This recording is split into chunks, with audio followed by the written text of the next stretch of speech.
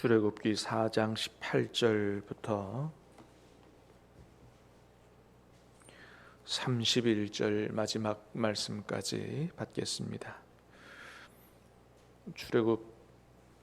출애굽기 4장 18절부터 마지막 31절까지입니다. 모세가 그의 장인 이드로에게로 돌아가서 그에게 이르되 내가 애굽에 있는 내 형제들에게로 돌아가서 그들이 아직 살아있는지 알아보려 하오니 나로 가게 하소서. 이드로가 모세에게 평안히 가라 하니라.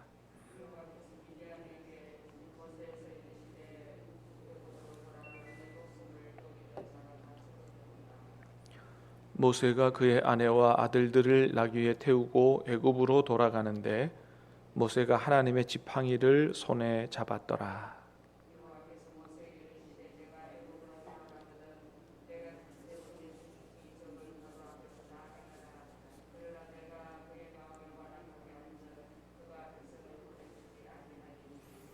너는 바로에게 이르기를 여호와의 말씀에 이스라엘은 내 아들 내 장자라.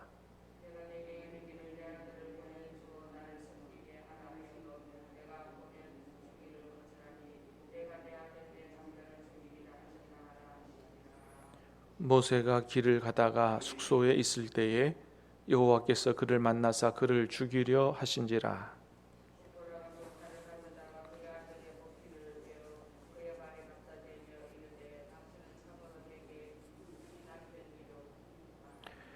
여호와께서 그를 놓아 주시니라.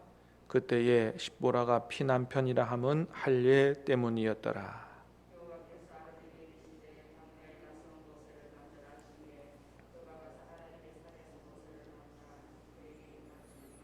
모세가 여호와께서 자기에게 분부하여 보내신 모든 말씀과 여호와께서 자기에게 명령하신 모든 이적을 아론에게 알리니라. 아론이 여호와께서 모세에게 이르신 모든 말씀을 전하고 그 백성 앞에서 이적을 행하니 백성이 믿으며 여호와께서 이스라엘 자손을 찾으시고 그들의 고난을 살피셨다 함을 듣고 머리 숙여 경배하였더라. 아멘. 오늘 말씀에 드디어 모세가 하나님의 말씀에 순종해서 이제 애굽으로 동포를 구원하러 가는 그런 모습을 보여주고 있습니다. 자, 먼저 20절에 보니까 모세가 애굽으로 가는데 하나님의 지팡이를 손에 잡았다 그랬습니다. 그죠? 20절 시작. 모세가 그의 아내와 아들들을 나귀에 태우고 애굽으로 돌아가는데 모세가 하나님의 지팡이를 손에 잡았더라. 아멘. 자, 이제 앞으로 이 지팡이를 가지고 많은 기적을 일으키게 되지요. 나중에 홍해도 이 지팡이를 가지고 이제 일으키게 되고 이제 이렇게 되는데, 그러나 여러분 그 하나님의 놀라운 능력이 이 지팡이에서 나오는 것은 아니죠. 이 지팡이가 뭐 어떻게 신령한 능력을 가졌다든지 뭐 그런 요술 지팡이가 아닌 것이죠. 다시 말해서 모세가 하나님의 지팡이를 손에 잡고 갔다, 이런 거는 하나님께서 함께 해주시겠다라고 하는 그 약속을 붙들고 갔다라고 하는 것을 말하는 것입니다. 그렇습니다, 여러분. 이 모세로부터 나타나는 놀라운 기적과 역사는 함께 해주시겠다는 그 하나님의 약속을 믿고 갈 때 그 믿음을 따라 하나님께서 역사하시는 것이죠. 그렇습니다, 여러분. 바로 약속의 말씀을 붙잡고 가는 게 하나님의 지팡이를 손에 붙들고 가는 것과 같다. 그러므로 저와 여러분에게도 그 놀라운 하나님의 기적과 축복의 역사의 지팡이는 바로 하나님의 말씀이다라고 하는 사실을 기억하고, 오늘도 이 하나님의 말씀을 굳게 잡고 그렇게 하나님과 함께, 말씀과 함께 또 하나님의 살아 역사하심을 경험하면서 사는 복된 하루 되시기를 주님의 이름으로 축복합니다. 자, 그렇게 하나님의 지팡이를 가지고 잡고 이제 모세가 동포들을 애굽에서 구원해내는 그 아주 부푼 꿈을 가지고 그리고 이제 애굽으로 가게 됐는데 갑자기 죽을 뻔한 사건이 일어났습니다. 자, 24절부터 한번 26절까지 한번 읽겠습니다. 시작. 모세가 길을 가다가 숙소에 있을 때에 여호와께서 그를 만나사 그를 죽이려 하신지라.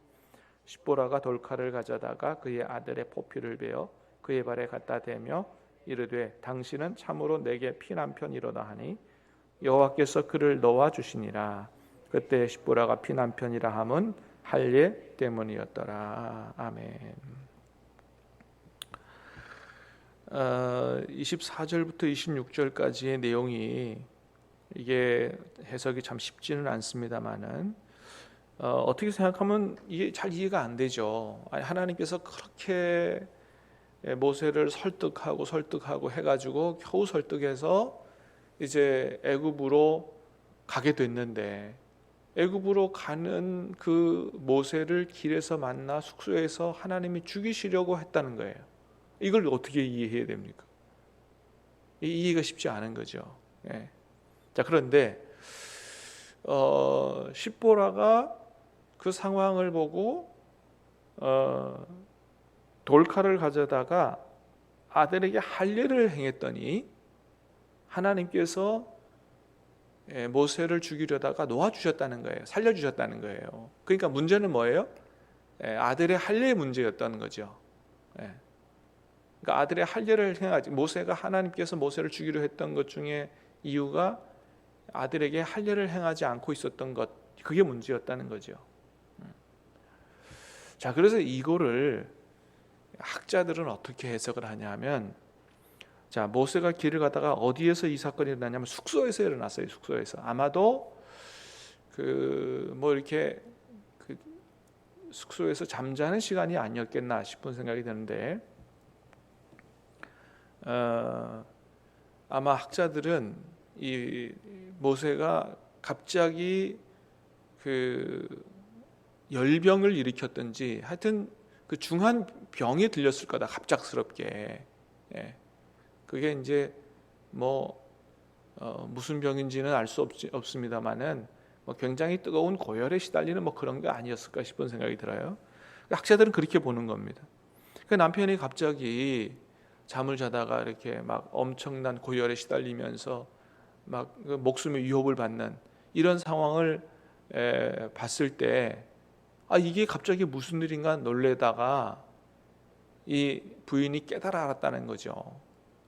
이것은 하나님께서 치시는 거다. 하나님께서 치시는 이유는 할례 때문이라는 것을 깨달아 알았다는 거죠. 모세는 하나님의 백성으로, 아브라함 때부터 하나님의 백성은 반드시 뭘 해야 됐어요? 하나님의 백성의 표를 몸에 지녀야 되는데 그게 바로 할례였죠. 그런데 모세가 이제까지 그 아들의 할례를 못하고 있었습니다. 원래는 난 지 8일 만에 해야 되는데 못하고 있었어요. 왜요? 부인은 미디안 제사장의 딸이거든요. 그래서 학자들은 어떻게 보냐 하면, 모세는 할례를 하고 싶은데도 부인이 워낙 할례를 하지 못하도록 반대하니까 이게 자꾸 부부싸움이 되고 못했다는 거예요. 못하고 있었는데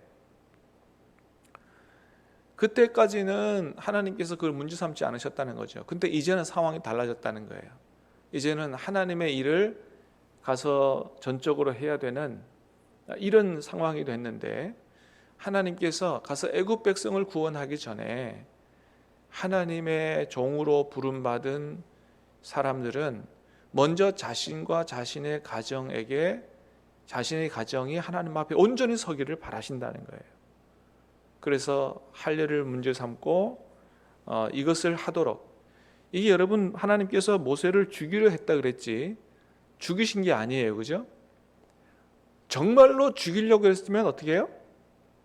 그냥 죽이시는 거죠. 근데 죽이려고 했다는 거죠. 뭐냐 하면 그런 문제를 통해서 이 할례 문제를 해결하도록 하기 위해서 그렇게 하셨다는 거죠. 그래서 먼저 너와 너 가정이 온전히 서고 그리고 가서 동포를 구원해라. 그런 의미로 그렇게 밤에 갑자기 고열에 시달리게 하는 이런 중병을 앓게 하고, 그걸 본 부인이 이것은 하나님이 치시는 거다. 그래서 그동안 남편과 이 할례 문제로 계속해서 갈등이 있었는데 남편 말이 옳았구나, 순종해야 되겠다. 그래서 할례를 행했더니 그 문제가 해결되고 남편이 살아났다. 그렇게 해석을 하는 것이 가장 올바른 해석이라고 그렇게 보여집니다. 여러분, 실제로 하나님 앞에 부름받은 종이 하나님의 뜻에 불순종할 때 이렇게 목숨의 위협을 받을 정도로 하나님이 치시는 경우가 종종 있습니다. 하나님의 부름받은 종이 하나님의 뜻에 순종해야 되거든요. 그런데 불순종하면 하나님이 어떻게 해요? 치시는 거예요.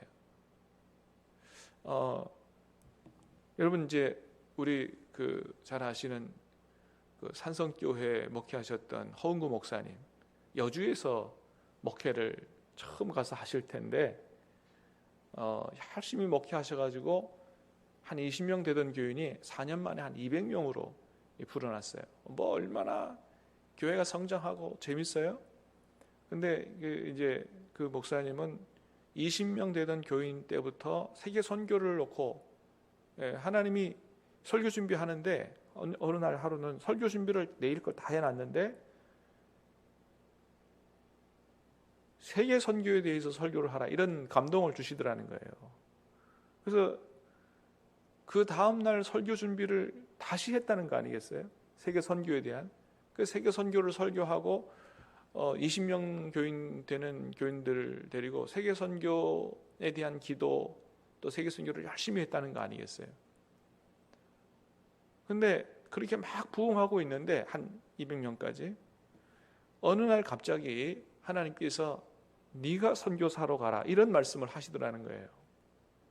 그 갑자기 하나님께서 선교사 가라 그러니까 지금 여기 부흥하고 참 좋은데 하나님이 그렇게 가라시니까 이게 금방 순종이 안 됐던 모양이죠. 그래서 순종을 못하고 불순종하고 있는데 어느 날 갑자기 목이 잠기더니 말이 안 나오더라는 거예요. 설교를 못할 정도로 말이 안 나오더라는 거예요. 그래서 이거 내가 하나님 앞에 불순종했기 때문에 하나님께서로부터 내가 징계를 받는 거구나 생각을 하고 말씀에 순종하겠습니다. 그렇게 기도하고 났더니 그 다음날 목이 풀리더라는 거죠. 그래서 그 여주에서의 목회를 정리하고 칠레 선교사로 그렇게 가시게 됐다라고 하는 그런 간증을 제가 직접 들었습니다. 그렇습니다, 여러분. 하나님의 종이 하나님의 뜻에 먼저 철저하게 순종해서 하나님 앞에 완전하기를 하나님께서 바라시는 것이죠. 자, 그래서 결국 모세가 다시 살아나게 되고 이제 애굽으로 향하는데 하나님께서 그 형 아론에게 뭐라고 말씀하시냐 하면 이렇게 말씀하세요. 27절 시작.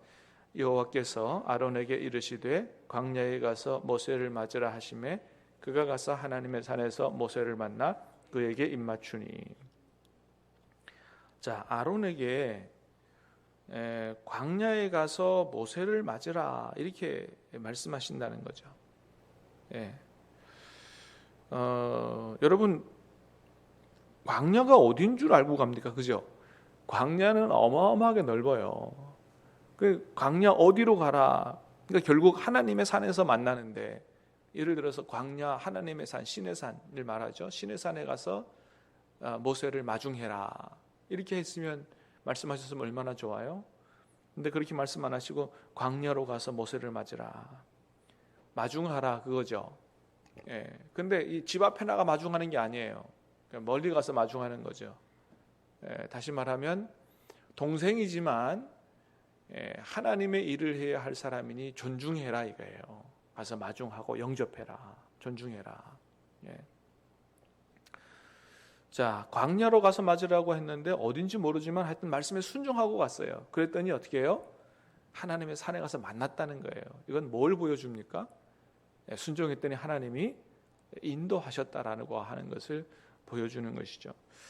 여러분, 그렇습니다. 우리가 말씀에 순종하면 하나님이 인도하신다라고 하는 것이죠. 그리고 하나님의 계획을, 뜻을 이루신다라고 하는 것을 보게 됩니다. 그래서 이제 모세와 형 아론이 같이 하나님의 일을 동력하게 되는 걸 보게 되는데, 여러분, 이 얼마나 아름다운 모습이에요. 형제가 하나님의 일에 같이 동력하며 쓰임 받는다. 얼마나 축복된 일입니까? 그러므로 사랑하는 여러분, 우리 교회에 있는 우리 모든 믿음의 형제들도 이렇게 함께 하나님의 일에 동력하는 아름다운 관계 될 수 있게 되기를 주님의 이름으로 축복합니다. 감시하고 경계하고 이런 관계가 아니고 서로 돕고 협력하고 동력해서 모세와 아론처럼 하나님의 큰 역사를 이루어드리는 그런 일에 우리가 함께 쓰임받는 축복을 누릴 수 있게 되기를 주님의 이름으로 축복합니다. 기도하겠습니다. 은혜로우신 주님, 감사합니다. 오늘 아침에도 우리에게 생명의 말씀을 주시고, 참으로 모세가 하나님의 지팡이를 손에 잡고 애굽으로 갔던 것처럼 하나님, 우리가 저 세상으로 나갈 때 바로 우리도 하나님이 주신 약속의 말씀의 지팡이를 잡고 가야 한다라는 사실을 깨닫게 하시오니 감사합니다. 약속을 붙들고 갈 때, 또 말씀에 순종할 때 하나님께서 우리를 통해서 하나님 역사하실 줄로 믿사오니, 오늘도 부활하신 주님, 우리 안에서 살아 역사하시는 하나님을 체험하며 살 수 있는 복된 하루가 될 수 있도록 은혜 베풀어 주시옵소서. 아버지 하나님, 모세가 애굽으로 가다가 참으로 죽을 뻔한 일이 있었던 것, 하나님 그 계기를 통해서 할례를 행하게 하고 그 가정이 온전히 서게 하셨던 것처럼, 먼저 우리가 하나님 앞에 우리 자신을 돌아보고 또 우리 가정을 돌아보고 하나님 앞에 우리를 바로 세우는 일들을 먼저 할 수 있도록 도와 주시옵소서. 또 온 가족들이, 또 믿음의 형제들이 온전히 하나님의 일에 참으로 동력함으로 하나님 많은 생명을 구원하는 일에 귀하게 쓰임받는 우리 신함교회, 또 신함교회에 속한 모든 가정들이 될 수 있도록 축복해 주시옵소서. 예수님 이름으로 기도하옵나이다. 아멘.